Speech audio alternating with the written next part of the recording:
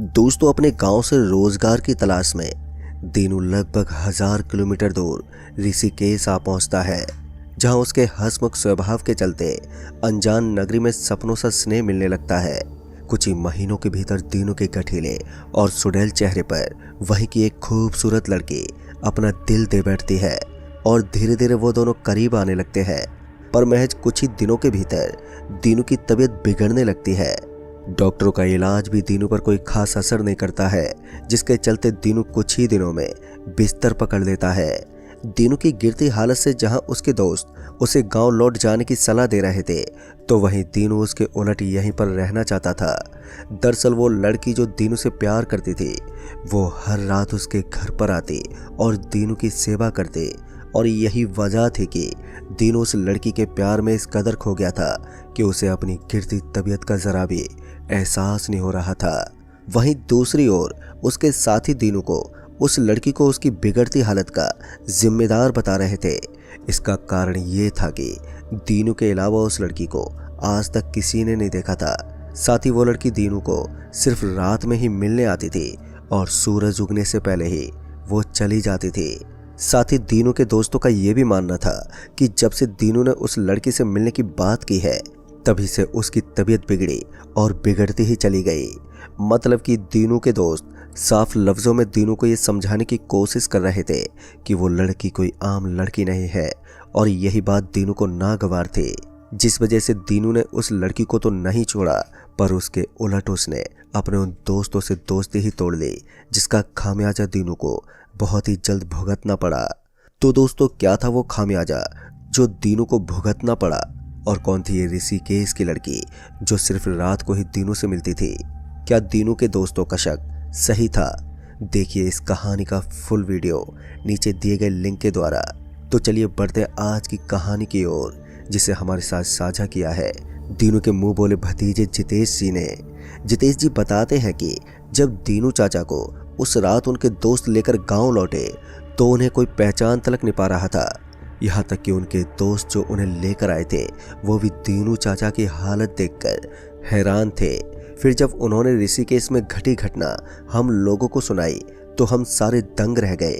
गांव वालों ने फौरन ही खरिया के विख्यात ओझा महतो जी को बुलाया। ओझा महतो जी दीनू चाचा को देखते ही सब कुछ भांपते हुए बोले, ये पूरी तरह से उस डायन के चंगुल से आज़ाद नहीं हुआ है। भले वो इससे दूर हो गई हो, पर उस डायन ने इसके खून को दूषित कर दिया है, जिसके चलते इसकी हालत हो गई है। वैसे तो इसका बच पाना मुश्किल है, पर मैं एक कोशिश जरूर करूंगा इसे बचाने के लिए। अगर काली माँ की कृपा हुई तो ये बच जाएगा। ये बोलकर ओझा महतो जी दीनू चाचा को अकेले अपने साथ ले गए। साथ ही हम लोगों से कहा कि दीनू के बारे में कभी भी मेरे से कोई पूछताछ मत करना। ओझा महतो जी की शक्ति से हम सभी अच्छे से वाकिफ थे, लिहाजन हमने उनसे कोई सवाल नहीं किया। यहाँ तक कि ये भी नहीं पूछा कि वो दीनू चाचा को कहाँ पर लेकर जा रहे हैं। ओझा महतो जी तो दीनू चाचा को उस दिन अपने साथ लेकर चले गए, और हम दीनू चाचा के लौटने की राह देखने लगे। पर दिन गुजरे, महीने गुजरे, पर दीनू चाचा का कोई अता पता नहीं था। यहाँ तक कि ओझा महतो जी भी इस बीच कई बार हमारे गांव आए, पर उनसे किसी ने दीनू चाचा के बारे में नहीं पूछा। पर मैंने 2 दफ़ा हिम्मत करके ओझा महतो जी से दीनू चाचा के बारे में पूछने भी गया, पर ओझा महतो जी मुझे देखते ही मुस्कुरा देते, और पता नहीं क्यों उनके मुस्कुराते में बिना कोई सवाल किए वापस लौट आता। गुजरते वक्त के साथ अब मुझे लगने लगा कि दीनू चाचा कभी नहीं लौटेंगे, पर मेरी ये सोच उस शनिवार की रात गलत साबित हो गई, जब मेरे दरवाजे पर एक दस्तक हुई, और जब मैंने दरवाजा खोला तो सामने दीनू चाचा खड़े थे, बिल्कुल पहले की तरह तंदुरुस्त और चमके हुए, या यूं कहें कि वो पहले से भी ज़्यादा निखर गए थे। दीनू चाचा को अपने सामने देखकर मुझे बहुत ही ज़्यादा खुशी हुई। दीनू चाचा लौट तो आए थे, पर अब उन्हें कुछ याद नहीं रहता था। यहाँ तक कि उन्हें ये भी याद नहीं था कि वो बीते 7 महीने कहाँ रहे। दीनू चाचा घंटों गहरी चुप्पी साधे घर के एक कोने में बैठे रहते, और सूरज ढलते ही कहीं पर चले जाते। फिर जब एक रात बुलबुल काका ने दीनू चाचा को जलेबी के पेड़ पर बैठा देखा, तो वो इस कदर डर गए कि उनके सीने में बहुत ही तेज दर्द उठा, और वो वहीं पर बेहोश हो गए।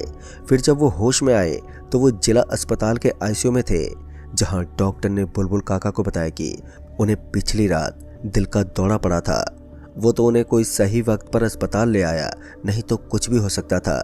फिर जब हम बुलबुल काका से मिले तो उन्होंने बताया कि उस रात वो जब अपनी बेटी के ससुराल से लौट रहे थे तो उन्होंने दीनू चाचा को जलेबी के पेड़ पर बैठा हुआ देखा था।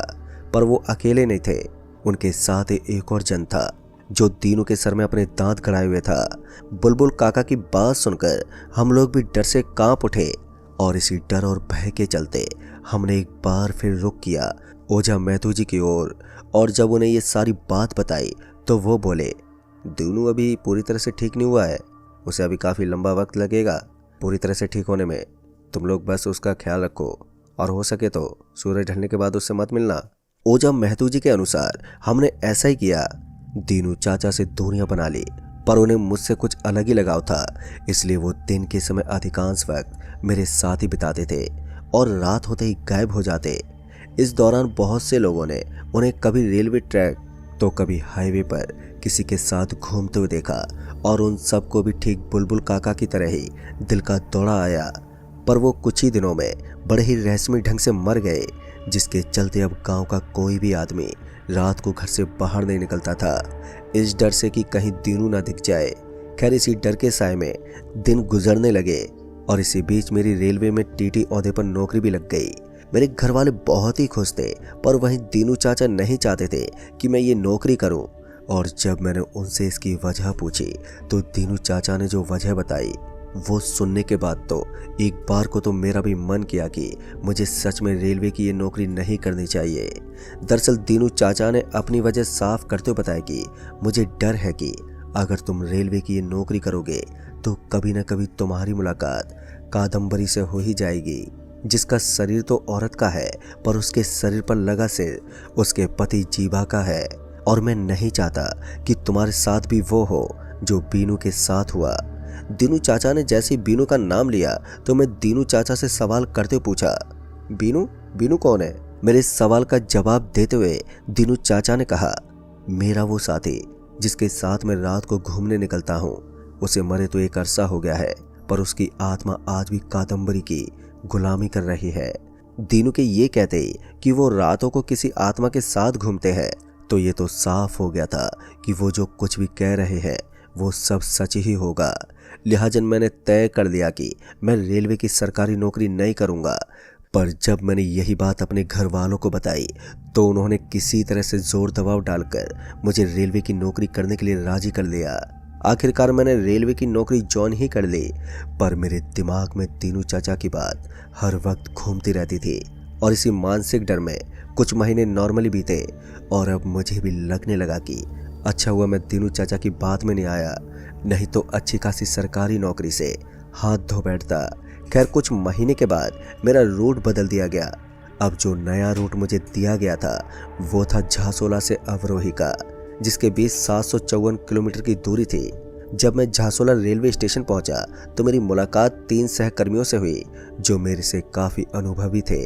ट्रेन में सवार होते ही केसर जी, जो हम सबसे ज़्यादा अनुभवी और उम्र दराज थे, उन्होंने मुझे समझाते हुए कहा, जब ये ट्रेन बख्तियारपुर से गुजरेगी तो तुम हमारे साथ ही रहना और वही करना जैसा हम कहें।